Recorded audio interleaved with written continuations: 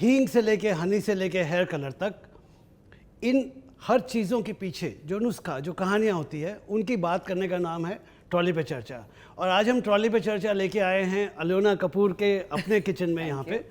सो ये वाली अपनी तवा की दुनिया है। बिल्कुल। तो अलोना आप बताइए, ये आपका वो मैजिकल तवा है? बिल्कुल। हाँ? डोसा तवा। डोसा तवा। अब देखिए उठा के कितना हैवी है, हो है ना? तो डोसा तवा कास्ट आयरन का बहुत ही अच्छा, बट उसका ये एक इम्पॉर्टेंट चीज़ है कि you have to season it. The cast iron जो तवा होता है उसको अच्छे से सीजन करना पड़ता है। तो पहले तो हम बेचते ये सब हैं, ब्रांड्स है हमारे, वंडर शेफ ब्रांड है या होम वन ब्रांड है, प्रेस्टीज ब्रांड है, हर तरह के ब्रांड्स के बेचते हैं। लेकिन पहले तो घरों में अलोना 1 या 2 तवे होते थे, रोटी वाला, फिर उसी पे सब कुछ बन जाता था।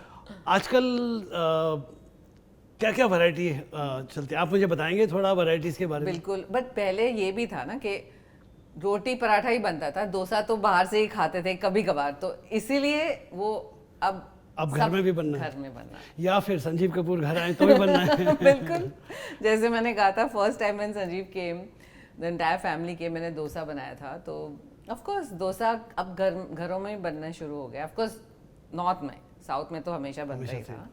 तो dosa, I mean besides the dosa tawa, variety of tawas is always good to have, and material भी अलग अलग होते हैं, जैसे कास्ट आयरन है, नॉन स्टिक है, नॉर्मल स्टील के तवेज होते हैं, पैन्स होते हैं, लेयर थ्री लेयर होते हैं, एनोडाइज्ड होते हैं। सो जैसे यहाँ पे हमारे पास ये कास्ट आयरन का ग्रिल का पैन है, ये नॉर्मल तवा है जिसपे आप रोटी या पराठा बना सकते हैं, दोनों सिमिलर रेंज के हैं।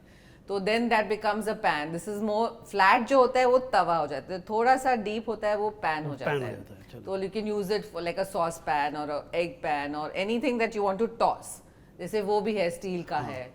सो there different types of varieties of pans that we have, which is good, no, available in the market. Colourful भी वैरायटी हो गई है अभी तो।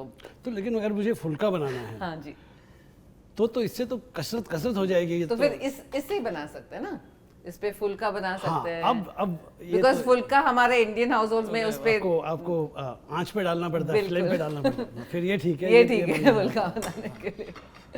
तो आप बोल रहे हैं कि आइटम के हिसाब से तवा होगा और फिर कलरफुल या ब्यूटीफुल दिखने के हिसाब से भी तवा होगा। किचन, अपना किचन को सुंदर बनाने के लिए आजकल तो किचन भी खुले होते हैं। हाँ।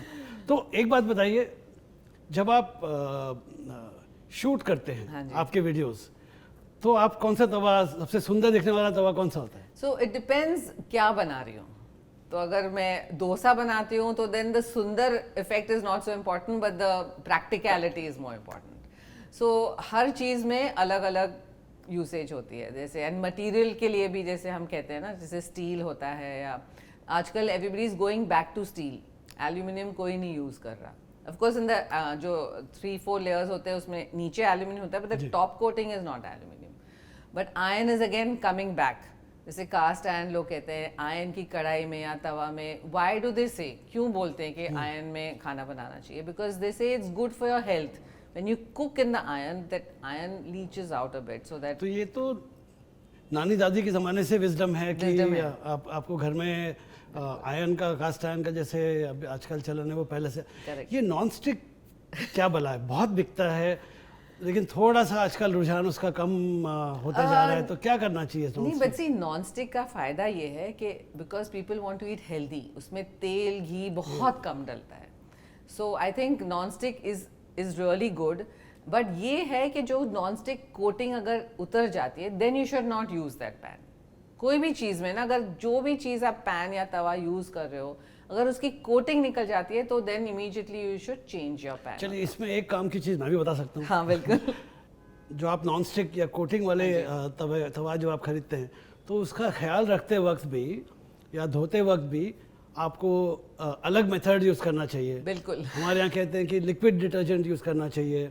फिर वो जब हम स्क्रबर्स बेचते हैं ना, तो उसका एक तरफ होता है पीला, एक तरफ होता है ग्रीन, तो वो जो वो हार्ड होता है, तो वो स्पॉन्ज वाले इससे उस तरह से ही धोना चाहिए। बिल्कुल बिल्कुल। लेकिन कुछ दिनों बाद नॉन स्टिक तवे को रिटायर भी कर देना चाहिए, ऐसा हम कहते हैं। बहुत ही ज़रूरी है, बिकॉज जैसे ही आपने देखा ना वो कोटिंग निकल जाती है तो आप रिटायर कर देना।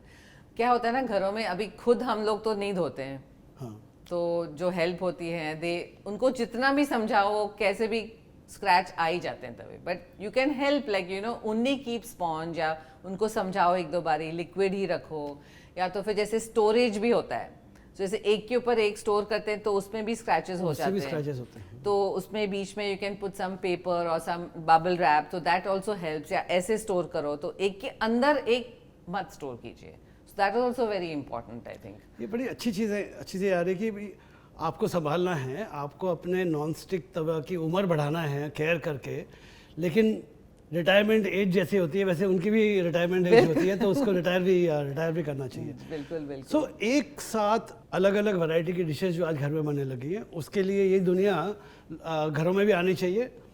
लेकिन जैसा आप एक अच्छी चीज़ बताई आपने कि पहले होना चाहिए जिससे फूड जो है वो वैरायटी है वो अच्छी बने, उसके बाद अच्छा दिखे तो सोने पे सुहागा। बिल्कुल। एक 2-4 मिनट में इतनी सारी बातें आपने बता दी, इसीलिए तो इसे कहते हैं कि पावरफुल होती है ट्रॉली पे चर्चा।